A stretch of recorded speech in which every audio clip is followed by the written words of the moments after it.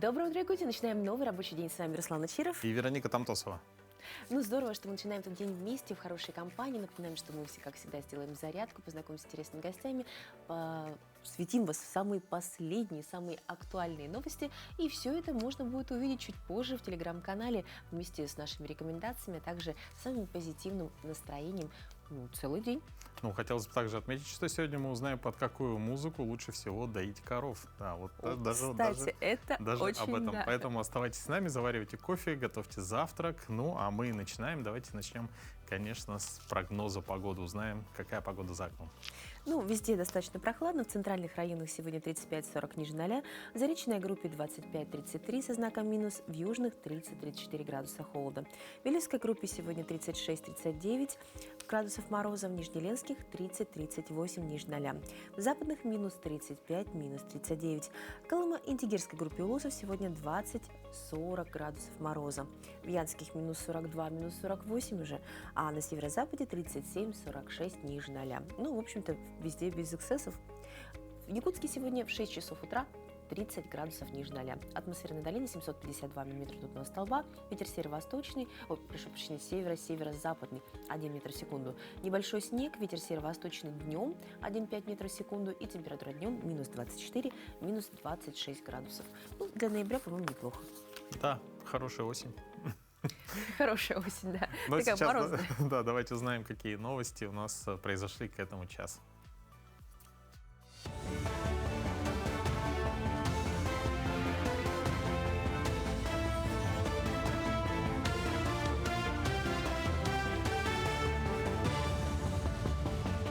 Доброе утро, коллеги. Далее блок новостей. В Якутии заболеваемость ОРВИ и гриппом превысила эпидпорог на 85%. При этом темпы прироста снизились на 2,5%. Об этом сообщили в региональном Роспотребнадзоре. Ведомство рекомендует в образовательных учреждениях, объектах культуры и спорта, предприятиях торговли и других учреждениях с массовым пребыванием людей проводить среди сотрудников утренние фильтры и контроль температуры тела, носить маски, обеззараживать воздух с помощью рециркуляторов и бактерицидных ламп, а также усиливать дезинфекционный режим. 28 новых специалистов приступили к работе в Усалданской ЦРБ. Из них по программе «Земский доктор» 5 врачей, фельдшер, акушер и 2 медсестры. Также в этом году районный филиал медицинского колледжа окончили 14 медсестер. Их тоже трудоустроили по районным больницам и фельдшерским пунктам. Тем самым учреждение закрыло кадровый голод. В этом году врачебная укомплектованность у нас стала 80%, и среднего медицинского персонала мы подняли 98% укомплектованности. А младший медицинский персонал у нас укомплектован на 100%. Так что у нас команда расширилась, да, больше стало наших специалистов, и они уже начинают свою трудовую деятельность в нашем районе. Большое событие для дошколят и их родителей. В столичном микрорайоне Спортивный открылся новый детский сад. 2 года назад правительством Якутии был утвержден проект комплексного развития территорий 17-го квартала, куда был включен и объект на 240 мест с дополнительными группами. Здание трехэтажное, площадью более 3000 квадратных метров. По проекту предусмотрены ячейки со спальнями, игровыми, раздевалками, буфетами и санузлами. А для каждой группы оборудованы отдельные детские площадки и лифтовая зона для доставки пищевых продуктов. В здании также расположены спортивные и музыкальные залы, медблок и соляная комната. Всего по республике на сегодняшний день идет строительство 10 детских садов. Детский сад работает по образовательным программам, соответствующим всем федеральным государственным образовательным стандартам. На базе детского сада реализуются такие инновационные проекты, как республиканская площадка «Шахматы детям. Одаренный ребенок», федеральная образовательная программа «Мозаичный парк». Обучение проводится на 2 языках. В саду функционирует музыкальный зал, спортивный зал, предусмотрен большой медицинский блок с соляной комнатой для оздоровления детишек. Детский сад, к слову, это место, где ребята получают свои первые знания и заводят первых друзей. Например, Верхневилюйский детсад номер 5 Кенчери был основан в 1975 году. Сегодня радостно отмечают его полувековой юбилей. Историю детского сада и информацию про работавших сотрудников собрали в одной книге и презентовали новый сборник воспоминаний. Знаменательным событием стало открытие мемориальной доски в честь первой заведующей Евдокии Факиновой. Было очень приятно, что пришли очень много людей. И меня порадовало то, что есть, оказывается, династия. А династия – это дети, которые… Стоит человек, который, значит, сам воспитывался в этом детском саду, потом дети воспитывались, теперь еще внуки воспитываются, и сам этот человек здесь работает в этом детском саду. Это было очень приятно слышать, и теплые слова о нашей матери, о ее отношении к работе и к работникам. И вообще всей работе, какая она была преданная воспитанию детей. В предстоящие выходные 29 и 30 ноября в спорткомплексе Дахсун соберутся звезды игр Дыгына. Они пройдут первый отбор на главный турнир СЭХ Туймады. Пока известно о заявке многих титулованных спортсменов. Среди них есть участники нынешних игр: Николай Матананов, Алексей Сазонов, Алексей Ефимов, Алексей Соколов, Валентин Афанасьев и Иван Степанов. Также вернется ветеран национального многоборья Айсен Семенов. Выступят победители Германчара, Аял Бурцев, Артем Дьяконов и многие другие. Напомню, на первом отборочном турнире трое сильнейших сразу получат путевки на игры, а также участники наберут рейтинговые баллы.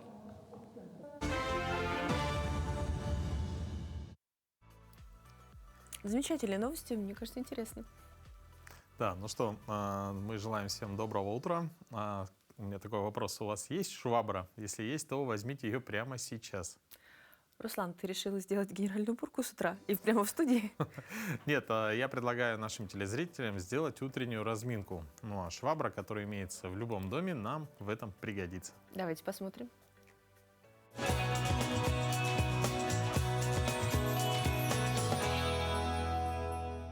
Доброе утро, наша любимая республика. Сегодня мы начнем с зарядки. Так, берем швабру. У нас будет сегодня тренировка табата, да? То есть мы 20 секунд делаем, 10 секунд отдыхаем. Первое наше упражнение, она очень легкая. Швабра нам будет помогать, да?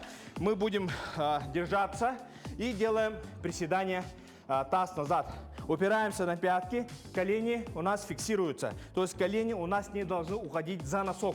Если они уходят, то у нас суставы автоматом травмируются.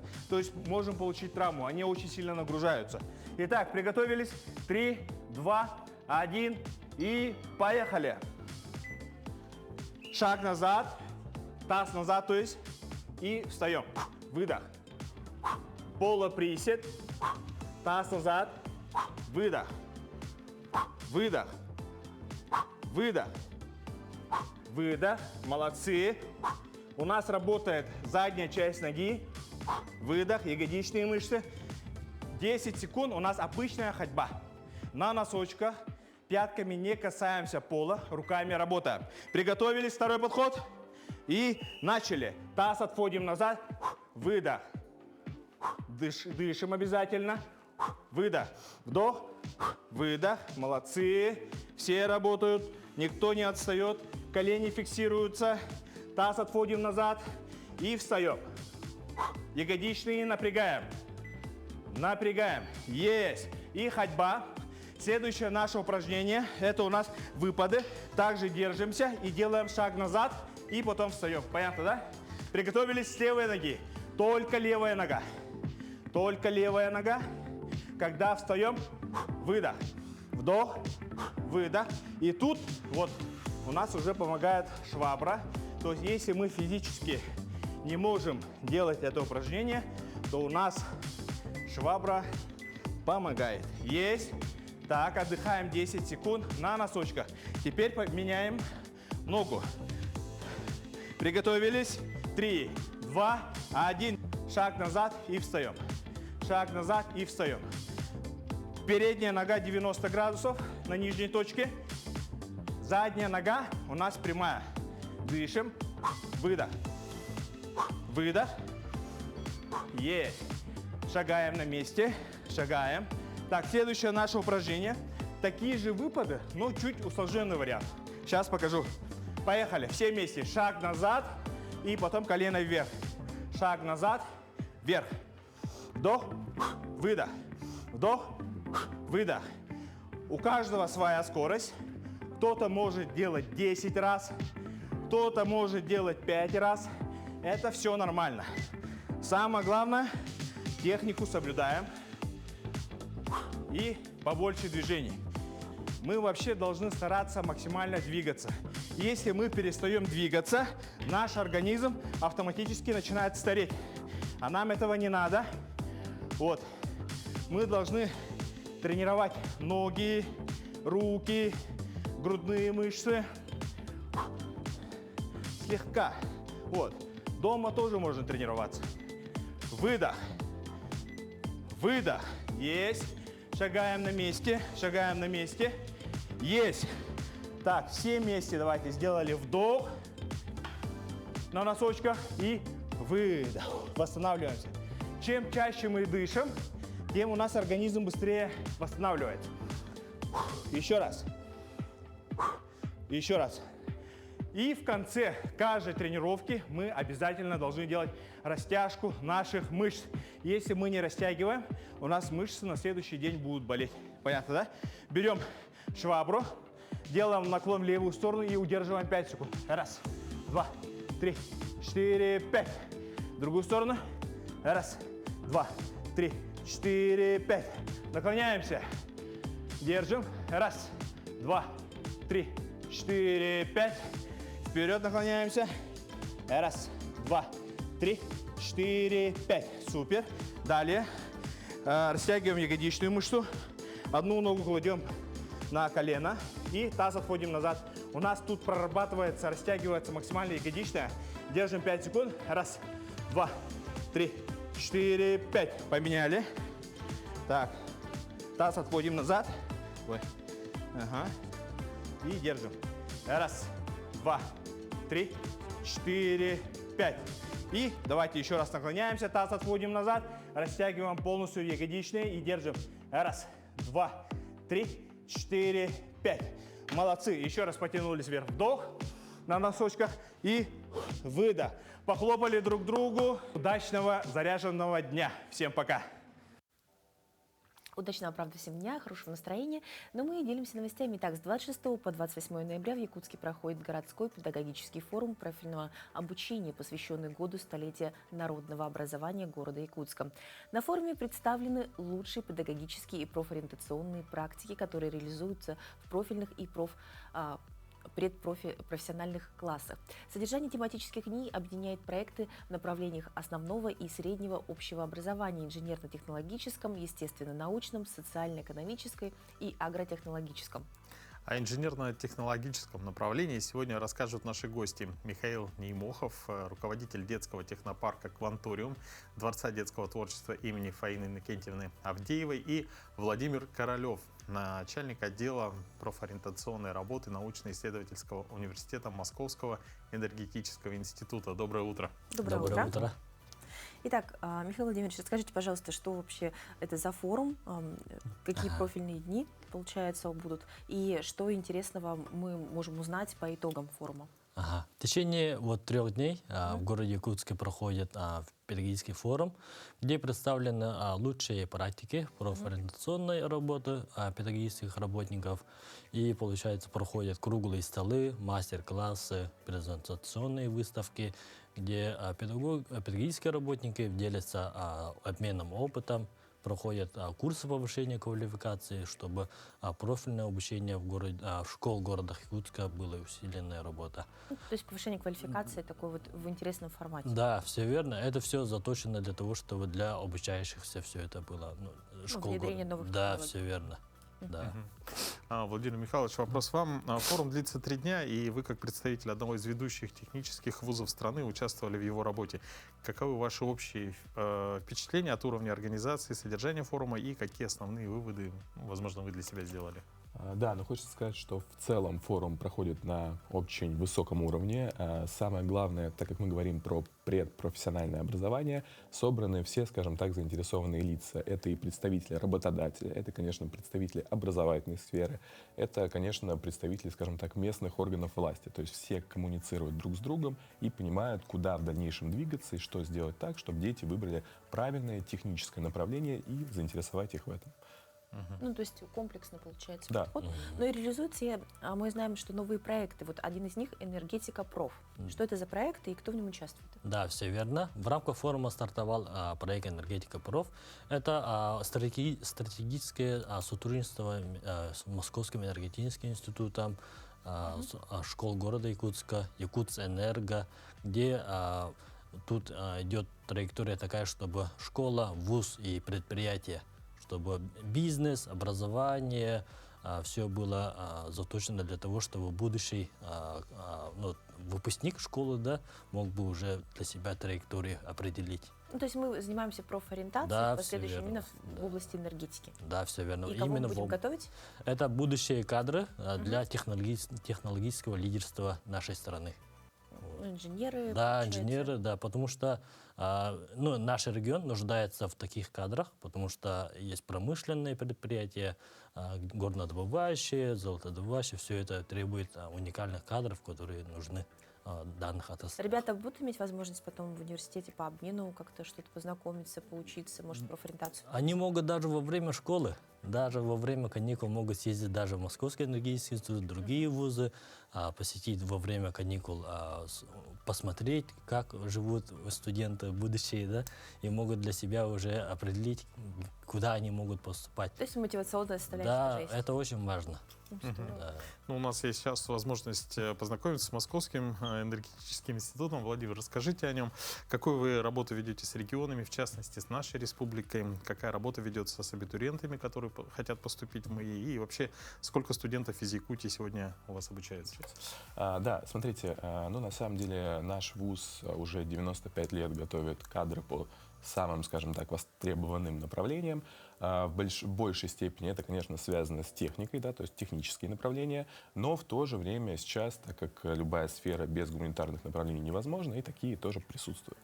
Из Якутии у нас сейчас обучается порядка 60 человек. Часть из них обучается на так называемой, по целевой форме обучения. И было приятно в рамках форума встретить некоторых выпускников, даже которых, то есть я когда еще преподавателем был только-только начинающим, ребята заканчивали вуз, то есть они как раз-таки вернулись сюда и как раз-таки сейчас работают в организации Якутскэнерго. То есть получается такая преемственность. Здорово. Отлично. Уже целая история. Ну, Михаил Владимирович, как детский технологический парк Кванториум, он уже у всех на слуху, то есть мы все о нем слышали, знаем, что много детишек обучается, участвует в опережающей подготовке кадров. То есть вы же набираете детей чуть ли с начальной школы. Да, получается. все верно. Роль детского технопарка «Кванториум» заключается в том, чтобы при профильном обучении, это, если простыми словами сказать, это углубленное обучение, где ребята, начиная с 8 класса, даже где начинается уже усиленная работа по профориентационной работе, где ребенок может уже начать собирать портфолио для будущего выпуска, да, потому что через участие в различных конференциях, олимпиадах, соревнованиях, где есть перечневые конкурсы, они могут зарабатывать баллы к ЕГЭ до 10 баллов. Казалось бы, баллы небольшие, но это очень существенно добавляет к общей сумме баллов. То есть детский технопарк «Кванториум» помогает общему образованию, дополняя, чтобы будущий выпускник мог бы уже заранее зарабатывать. Но это же, он же баллы. имеет общероссийскую структуру, то есть как в сети Кванториум Да, получается. да, по всей стране они. Ну, то есть они, обучаясь вас, в принципе, обучаются дистанционно с лучшими педагогами, Да. соответственно, участвуют на всех площадках России. Да, все верно. Ежегодно выезжают на всероссийские форумы, участвуют, становятся призерами. 25-й год для нас удался для того, что на всероссийском уровне наши воспитанники стали призерами, победителями различных конференций. Это уже очень радует. Да, это большие Да. достижения. Интересно. Владимир, скажите, какие рекомендации вы могли бы дать школам, родителям по дальнейшему совершенствованию системы профильной и предпрофессиональной подготовки, чтобы выпускники были прям максимально готовы к вызовам современного высшего образования и вообще рынка труда в целом? Да, ну смотрите, мы как ВУЗ со своей стороны стараемся организовывать различные конкурсы, олимпиады. Вот как раз-таки ребята из Якутии к нам достаточно регулярно приезжают, посещают с экскурсиями, так называемые образовательные туры. Ну и в целом, конечно же, ребенку желательно еще в школе все-таки понять, что ему нравится, какое направление ему интересно, потому что в дальнейшем на работе нужно находиться, ну, в среднем 8 часов в день, да, и если убрать сон, то это практически треть жизни. Поэтому, конечно, дополнительное образование очень важно, чтобы ребенок такие мероприятия посещал и для себя уже делал какой-то более-менее осознанный выбор, куда дальше идти учиться и идти работать. Как мы видим дальнейшее развитие профильного образования именно в Якутии? Потому что регион имеет свою специфику, как вы говорили, уже производственную, и в том числе удаленность.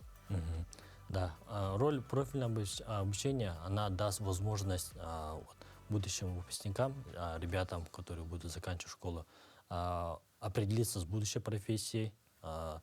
С педагогических работников будет работа по профориентационной работе для обучающихся школ, да, и профориентационные классы, которые имеются в школах городах Якутска, да, это энергоклассы, которые уже определяет траекторию для будущего выпускника, потому что страна нуждается именно в таких кадрах, да, которые нужны вот предприятия, как я говорил ранее.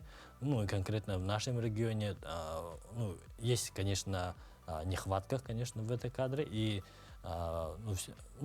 власть делает так, что все для того, чтобы обеспечить кадрами. Ну, то есть профориентация с самого раннего возраста для того, Да. чтобы в будущем мы получили Да, ранняя квалифицированных профориентационная работа, да.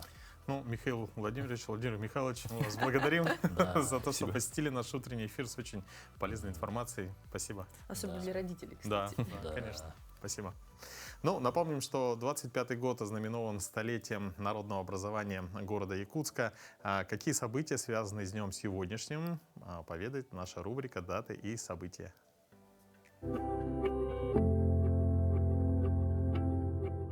На календаре 28 ноября. Сегодня Всемирный день сострадания. По народному календарю Гурьев день.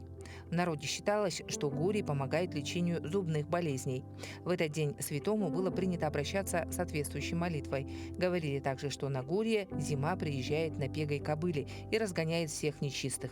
А еще верили, что злые духи боятся зимы, поэтому убегают с земли и оставляют людей в покое до самых святок. Этот день в истории. В 1365 году в этот день в центре Московского Кремля основан Чудов монастырь. В 1660 основано Лондонское королевское общество. В 1918 году вышел декрет Совнаркома об организации страхового дела в Российской Республике. В 1943 году в Тегеране открылась конференция Большой Тройки. В 1989 году, 28 ноября, принят в эксплуатацию боевой ракетный комплекс «Молодец». В этот день родились Жан-Батист Люли, французский композитор, скрипач, основатель французской национальной оперы. Фридрих Энгельс, немецкий философ, историк, один из основоположников марксизма. Антон Рубинштейн, российский композитор, основатель первой русской консерватории. Александр Блок, русский поэт Серебряного века. Дмитрий Лихачев, советский литературовед, историк культуры, филолог, академик. Александр Годунов, советский и американский артист балета, киноактер, заслуженный артист РСФСР. Именины сегодня отмечают Григорий, Дмитрий, Никита, Николай, Петр, Самсон и Филипп. А сейчас давайте полюбуемся на коров-меломанов. У фермера из села Покровска Амнинского улуса Игоря Петрова утро в коровнике начинается с бодрых ритмов советской и зарубежной эстрады. Как только хозяин заходит к своим питомцам, включает на телефоне свои любимые песни, под которые задорно начинается работа. Но фермер из села Покровка практикует музыкальную дойку уже давно. И, по его словам, такой метод хорошо воздействует на животных. Надои растут, привесы тоже. Особенно буренкам нравятся песни Сандры и группы Абба. Все под музыку. Жизнь прекрасна под музыку. Ну, слушай, по-моему, классно. И вкус какой хороший у коров.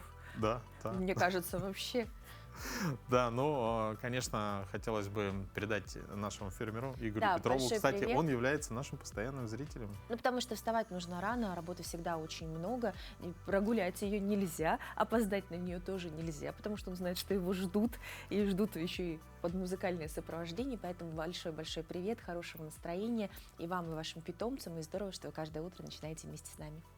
Ну а мы продолжаем. Немецкая овчарка по имени Тайфун не просто верный друг, а полноправный страж порядка в Хангаласском районе. Он служит в отделении патрульно-постовой службы, помогая в поисках пропавших людей и расследовании имущественных краж. Как несут свою непростую службу четвероногие сотрудники полиции, об этом смотрите в сюжете Виолетты Засимовой.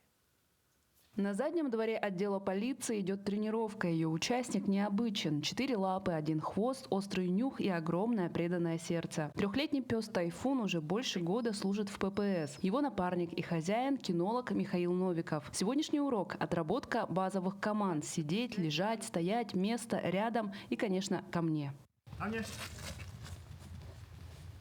После тренировки Тайфуна ожидает плотный обед. Нет.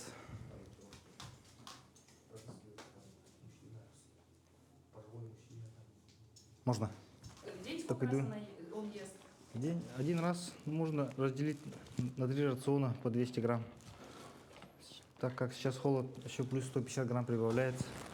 Тайфун пока единственный служебный пес в отделе, но его статус уже подкреплен служебным транспортом. Этим летом для нужд кинологической службы района была выделена специальная машина. Есть 2 будки для собаки служебных. Тайфун сюда садится. Есть также отопитель и кондиционер. Функционал полицейских собак разнообразен. Одни, как Тайфун, специализируются на поиске людей, другие натренированы на обнаружение взрывчатых веществ или наркотиков. В рядах МВД чаще всего служат немецкие и бельгийские овчарки, а также ротвейлеры.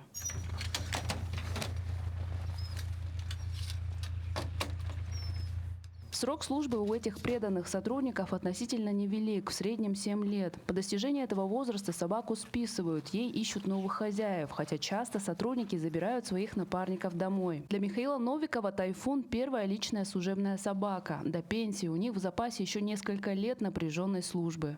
Через 4 даже. Через 4. Пока не думал об этом. Но планируете кому-то отдавать или оставить себе? Себе оставлю, это точно.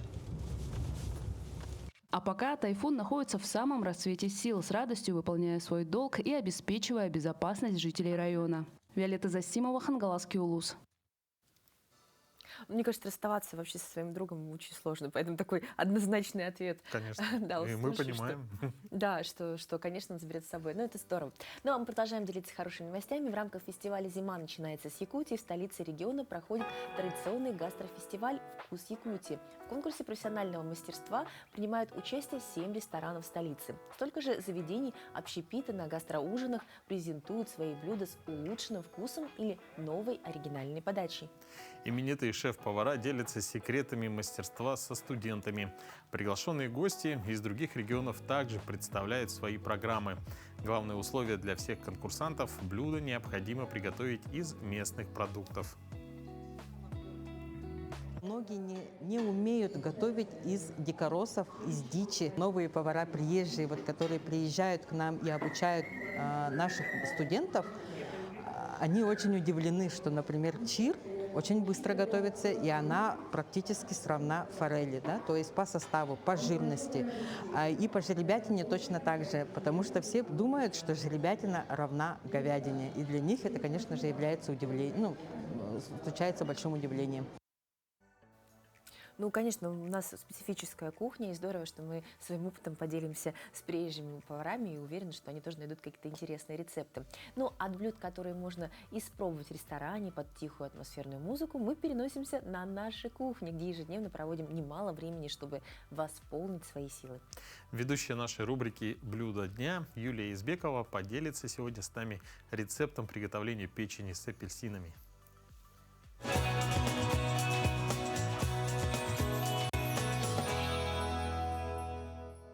Сегодня мы с вами будем готовить блюдо дня. Я доказательный нутрициолог, член общественной организации «Нутрициологи России». Зимой те люди, которые испытывают дискомфорт от холода, помимо теплой одежды, могут также использовать вот это вот классное блюдо из печени в своем рационе. Потому что печень замечательно восполняет дефициты железа. А при дефиците железа очень часто мы можем немножко мерзнуть и так далее, так что это согревающая еда. Для нас это очень актуально. Мы берем обычный кусок печени, подойдет и говяжья печень, и жеребячья печень. Она будет все равно у нас готовиться, то есть проходить термическую обработку. Все, наверное, знают, что только в печени жеребенка не бывает паразитов нашей местной печени, да? А говяжью привозную печень обязательно нужно хорошенько протушивать до готовности. Что еще полезного можно добавить о печени? Помимо непосредственно ионов железа, которые нужны организму нашему, любая печень является источником фолиевой кислоты. По поводу анемии я хотела бы продолжить, что если у вас уровни железа не поднимаются на протяжении длительного времени, и об этом вам говорит, допустим, врач-терапевт, да, не поленитесь, сходите к гастроэнтерологу, потому что очень часто мы таким образом скрыто болеем, например, гастритом. Теперь нам нужно порезать апельсин. Смотрите, я меняю доску, это очень важно. В хозяйстве у вас должно быть обязательно несколько досок. Для сырого мяса всегда используйте отдельную доску. В этом рецепте можно использовать любой цитрусовый, просто апельсин, он более доступный в нашем регионе продукт. А так может подойти, допустим, еще лайм, да, можно взять лимон, можно взять. Но с апельсином получается вкуснее, потому что апельсин, он сладенький, и он великолепно дополняет печень по вкусу. Мы его нарезаем, по-простому, не прямо вот вообще вот с косточками, с кожурой, целиком вот такими небольшими кусочками. В качестве гарнировки при приготовлении он становится все равно мягким, его можно будет съесть прямо вот с этой цедрой. Между прочим, цедра апельсина и вот эта вот беленькая штучка, которая находится между мякотью и внешней кожурой, она очень полезная, она содержит в себе кальций. Смотрите, почему я обращаю ваше внимание на то, что печень не надо передерживать. Да? Это продукт очень нежный. Если вы слишком долго будете его держать, вот не в присутствии там какого-то соуса, да, он станет просто невкусным, станет слишком жестким. Поэтому мы внимательно следим, чтобы кусочки наши равномерно посерели со всех сторон. Когда они закончат сереть, мы тут же быстренько добавим с вами апельсинки и другие ингредиенты. Я, кстати, рекомендую вот в этот процесс, когда оно еще вот такое чуть-чуть не дошедшее, сразу добавлять специи. Сегодня у нас это паприка, смесь перцев гарам-масала. Это не обязательно, это просто мне нравится. Вы можете добавить какие угодно.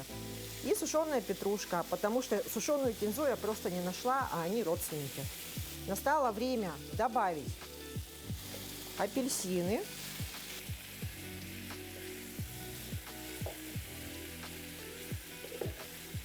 Видите, апельсины здесь не приготавливаются до конца прямо, да? Они не будут супер прямо такими прожаренными, да? Просто они должны отдать свой сок и вкус этому мясу. И в конце мы обязательно добавляем соевый соус в этот рецепт. Если у вас нет под рукой соевого соуса, тогда вы можете немножко сбрызнуть уксусом в конце, когда уже будет совсем готовое блюдо, да, и добавить просто соль. Но вкус, к сожалению, соевого соуса воспроизвести немножко невозможно. Соус соевый берите обязательно из соевых бобов. Читайте внимательно инструкцию. Снимаем с огня, накрываем крышкой и ждем, пока оно не закончит шкварчать. Блюдо готово. Его можно подать с гарниром рис или какие-нибудь овощи. Приятного аппетита всем! Да, интересный рецепт. Очень Наверное, интересный надо рецепт. Мы тоже попробовать. посмотрели и решили, что достаточно быстро, удобно и даже вот где-то... Хочешь попробовать, Да, как на рабочий апельсины, день. какой вкус добавляют в печень. Вот это Руслан Вечеров нам обязательно расскажет. Но сейчас мы переходим к более серьезной теме. Пенсионные накопления – это та часть будущей пенсии, которую можно и нужно формировать активно сегодня. Многие якутяне являются участниками этой системы, но далеко не все хорошо понимают, как эти средства работают, когда и в каком виде их можно получить. Чтобы пролить свет на все нюансы от формирования до получения выплат, у нас в студии сегодня Мария Молгарова, руководитель группы установления выплат за счет пенсионных накоплений Управления установления пенсий отделения Социального фонда России по Республике Саха-Якутия. Доброе утро. Доброе утро. Ну вот само даже название должности такое сложное, да? А скажите, что такое пенсионные накопления сегодня и чем они отличаются от страховой части пенсии? То есть как бы все вот пенсии и дальше, в общем, не вникают. В системе обязательного пенсионного страхования наряду со страховой пенсией у нас с 2002 года формируется накопительная пенсия. Она формируется у нас у граждан 1967 года рождения и моложе за счет страховых взносов, уплаченных работодателем в социальный фонд с 2002 по 2013 год. И еще формируется у граждан, которые вступили добровольно по программе государственного софинансирования пенсий и уплачивали страховые взносы. И также у тех граждан, которые направили средства материнского капитала на формирование накопительной пенсии. С 2014 года в связи с изменениями в законодательстве формирование накопительной пенсии у нас идет только за счет инвестиционного дохода. Граждане, у которых формируются пенсионные накопления, могут выбрать страховщика для инвестирования своих средств на финансовом рынке. Страховщиком у нас может быть социальный фонд, а также негосударственный пенсионный фонд. Социальный фонд инвестирует средства пенсионных накоплений через государственную управляющую компанию и 12 частных управляющих компаний. Со списком этих компаний можно ознакомиться на сайте социального фонда.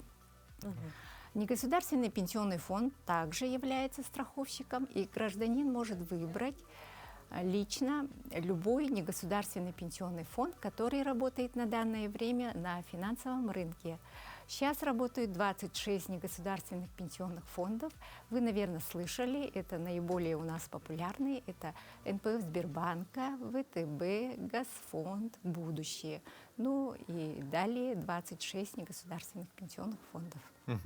Скажите, а кто из жителей Якутии имеет право на получение выплат из этих накоплений и в каком возрасте можно на них рассчитывать? Вот, граждане в нашем регионе имеют право получить пенсионные накопления при достижении женщины 50 лет и мужчины 55 лет. Но при условии, если они имеют страховой стаж, женщины 20 лет, мужчины 25 лет, а также стаж в районах Крайнего Севера 15 лет и баллы не менее 30 индивидуального пенсионного коэффициента. Вот баллы — это тоже очень интересная Да. тема, обязательно о ней поговорим. Существуют разные варианты получения средств. Единовременная выплата получается, срочная или накопительная пенсия. Поясните, в чем их разница и как требования по их получению различаются? Да, в соответствии с законодательством у нас имеются выплаты, такие как единовременная выплата, срочная и накопительная пенсия, а также выплаты правопреемникам. Единовременная выплата у нас осуществляется, если при исчислении накопительной пенсии размер накопительной пенсии составит 10% и менее прожиточного минимума пенсионера по России. Срочная пенсионная выплата у нас выплачивается из средств добровольных страховых взносов и материнского капитала, и гражданин выбирает срок не менее 10 лет. Накопительная пенсия у нас назначается из суммы средств пенсионных накоплений, и она выплачивается ежемесячно бессрочно. Еще у нас есть случай выплаты правопреемникам умерших застрахованных лиц. Это если гражданин умер, не назначив накопительную пенсию, тогда эти средства имеют право получить правопреемники. У нас имеются два вида правопреемников. Это первый вид по заявлению о распределении, когда гражданин при жизни назначает своего правопреемника, подав заявление. И второй вид правопреемников – это правопреемники по закону. Тут у нас есть правопреемники первой очереди, это супруги, дети, родители. Если не имеются правопреемники первой очереди, то имеют право на выплаты правопреемники второй очереди. Это братья, сестры, внуки и бабушки, и дедушки. А можно ли оставить завещание? Так, это по федеральному закону о накопительной пенсии называется не завещание, а именно подается заявление о распределении своих пенсионных накоплений. То есть, в общем, завещание указать нельзя? Нет, потому что я объясню, что пенсионные накопления у нас являются федеральной собственностью в системе обязательного пенсионного страхования. И тут по Гражданскому кодексу право наследования не применяется. То есть в силу закона. Да, все в законе прописано, кто является правопреемниками. Спасибо большое. Ну и в завершение, наверное, как жителям республики можно проверить состояние своих пенсионных накоплений и куда следует обращаться для подачи заявления на выплату? Очень хороший вопрос. О своих пенсионных накоплениях надо регулярно и внимательно знакомиться. Это возможно на сайте госуслуг в личном кабинете, раздел «Документы». Там есть еще раздел «Работа и пенсии». Там информация о накопительной пенсии. Берете извещение из индивидуального лицевого счета, где в 3-м разделе все подробно расписано, кто является на данный момент страховщиком, какова сумма средств пенсионных накоплений. Спасибо большое за подробную информацию. Уверена, что наши телезрители подчеркнули очень много интересного. Ну и самое главное нового, то, что все как-то не задумываются об этом в молодости, а потом начинают искать концы. Спасибо большое. Спасибо. Ну а далее, дорогие друзья, мы познакомим вас с анонсом очередного выпуска республиканской газеты «Якутия». Здравствуйте, дорогие телезрители! Коротко о самых интересных материалах в свежем номере главной газеты республики. Якутию накрывает волна ОРВИ и гриппа. Эпидпорог заболеваемости уже превышен. Школы и детсады республики то тут, то там закрываются на карантин. Какие меры предпринимают власти для борьбы с эпидемией? Чем характерна эта волна и как уберечься от сезонных заболеваний? Читайте в нашей постоянной рубрике «Тема номера». В грядущее воскресенье вся страна будет отмечать День матери. Материнство – одно из самых главных и волнительных событий в жизни женщины и ее семьи. Как поддерживают мам и детей в стране и республике? Какие выплаты положены матерям и семьям с детьми? Как получить родовой сертификат и единое пособие? Об этих и других видах денежной помощи мамам рассказала нашему изданию управляющим отделением Социального фонда по Якутии Марина Герман. В повседневной жизни он обычный человек, заботливый отец, ответственный специалист, любящий муж. Все меняется, когда он берет в руки гитару и выходит на сцену. Там он излучает просто бешеную энергетику.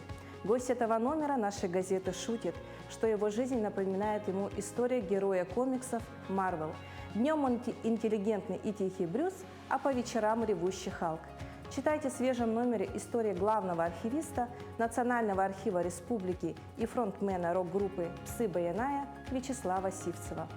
А еще в свежем выпуске новости спорта, деловой и политической жизни и, как всегда, занимательный сканворд и подборка самых свежих анекдотов. Будьте в курсе событий, читайте газету «Якутия». Хорошего вам дня!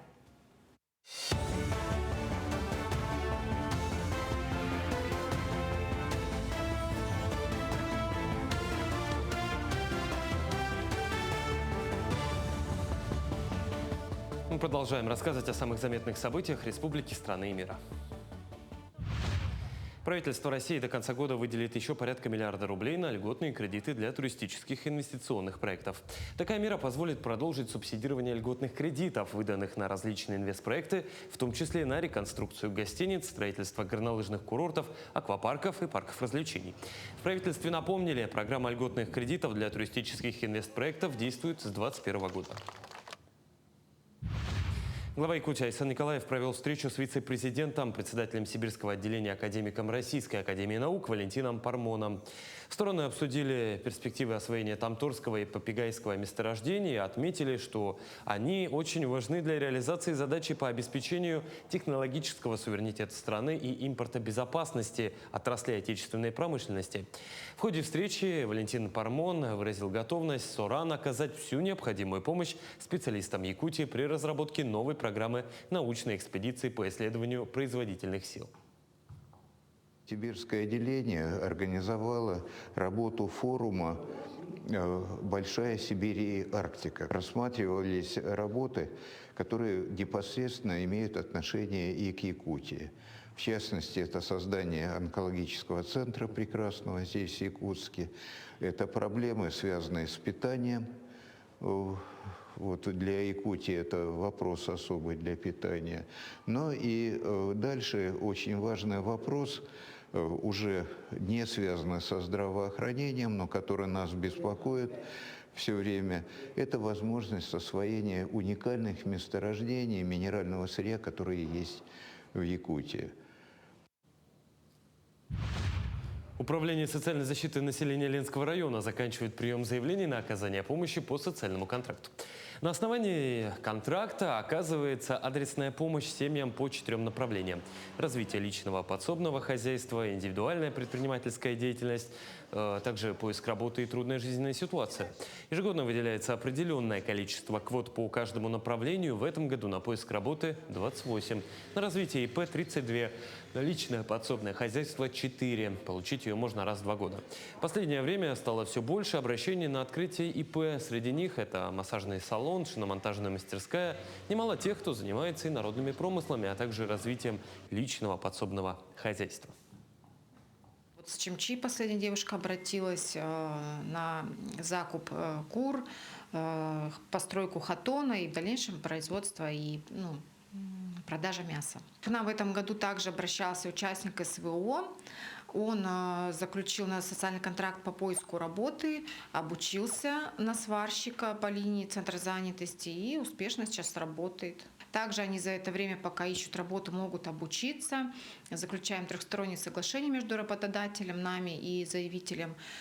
Люди могут обучиться, получить образование, тоже мы оплачиваем обучение, и стипендия тоже в размере прожиточного минимума. В Амгинском районе торжественно открыли декаду, посвященную героическому эпосу Олонхо. В рамках нее во всех образовательных учреждениях, домах культуры проведутся мероприятия, посвященные Олонхо. В последние годы жители района активно присоединяются к популяризации и пропаганде исторического эпоса. В день открытия организовали выставку на тему Олонхо, где представили изделия народных умельцев и мисского наслега. На этом все. Хорошего дня и оставайтесь на нашем телеканале. Всем еще раз доброго утра. В наше время, когда на улицах городов появляются автомобили, названия которых мы порой даже запомнить не можем, полезно будет вспомнить об автомобилях-легендах. Дмитрий Аргунов посетил ретро-музей и расскажет нам о легендарном автомобиле «Победа», который там бережно хранится. Разработка легендарной машины, выпущенной год победы над фашистской Германией и названной «Победой», началась еще в 1943 году. Первый заезд ГАЗ-20 состоялся в 1944 году, а в июне 1945-го автомобиль был представлен на суд самого Сталина, который сначала посчитал его не слишком народным. К слову, тестировал Иосиф Виссарионович «Победу» аж дважды. Второй раз, через 3 года после начала массового выпуска машины, вождю народов показали модернизированные версии, в том числе и кабриолет. Сталин аж прыгал на сиденьях, обратил внимание на просторный салон и вынес вердикт. Теперь стало хорошо. С этого момента «Победа» обрела новую жизнь не только на территории Союза, но и за пределами его. Автомобиль часто участвовал в выставках, международных ярмарках. По лицензии выпускалась в Польше под маркой «Варшава» в многочисленных версиях еще 22 года.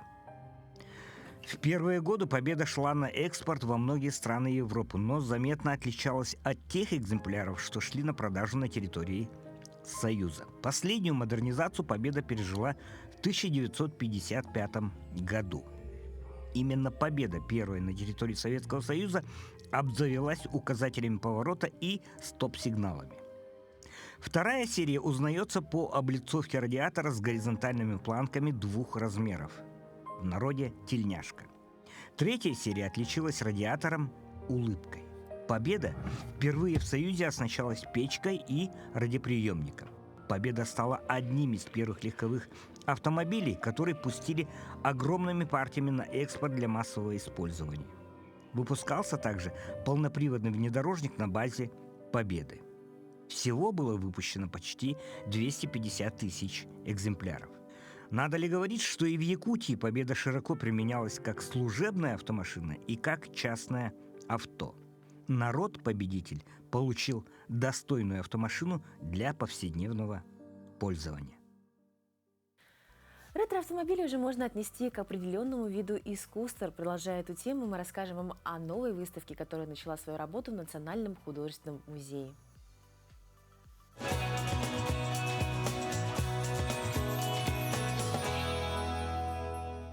В выставочном зале на Кирова 12 Национального художественного музея открылась новая выставка с интересным говорящим названием «Публичность». И что же нас ожидает, когда мы войдем в этот прекрасный светлый зал? Для нашей выставки «Публичность» были отобраны лучшие портреты из коллекции Национального художественного музея. Также здесь есть несколько работ, это другие владельцы, 19 картин. И интересно, что период написания картин достаточно широкий, это начиная с 1943 года до 2018. И работы представлены 30 авторов, более 30 авторов здесь представлено. Это художники-живописцы, художники-скульпторы, графики. Также представлено косторезное искусство. И получается, что на нашей выставке всего более 60 композиций представлена: живопись, графика и скульптура. Конечно, самое главное в портрете – это передать индивидуальные особенности внешности человека, его образа и его характера. И здесь все важно. Композиция тоже очень важна в портрете, потому что если, например, персонаж смотрит направо, мы же читаем слева направо, да, и получается, что левая часть – это прошлое, да, а правая – это будущее. Поэтому вот художники используют разные приемы. Если они хотят показать человека энергичного, направленного в будущее, то он чаще всего смотрит вправо. Вот. А если человек о чем-то грустит, если есть какая-то такая минорная нотка в картине, то это может быть взгляд портретируемого, направленный влево. Также очень важна композиция. Обилие на фоне округлых форм создает какую-то такую мягкость, нежность. Часто это бывает в женском портрете. А в картинах, где изображены мужчины, это чаще всего строгие такие квадратные композиции, которые, конечно, на фоне, фон картины, там окно, предположим, там еще какие-то детали, вот это все создает общее настроение картины. Треугольник – это всегда собранность, сила, воля. И вот это вот треугольное строение, композиция, она тоже присутствует в картине. И вот все вместе, и краски, и композиция, и колорит, они создают определенное настроение. Хочется отметить, что на нашей выставке очень много новых работ, которые ранее нигде не выставлялись. Поэтому это своего рода их премьера. Дорогие горожане, дорогие гости столицы, мы ждем вас на выставку «Публичность» в выставочном зале Кирова 12 Национального художественного музея. Эта выставка будет работать до 16 января 2026 года. Ждем вас! Ну что, вот и пришел к концу наш эфир утренний. Желаем всем хорошего дня, отличного заряда бодрости и прекрасных выходных. Ну и, конечно, желаем вам продуктивной пятницы. Увидимся с вами уже на следующей неделе. Не пропустите.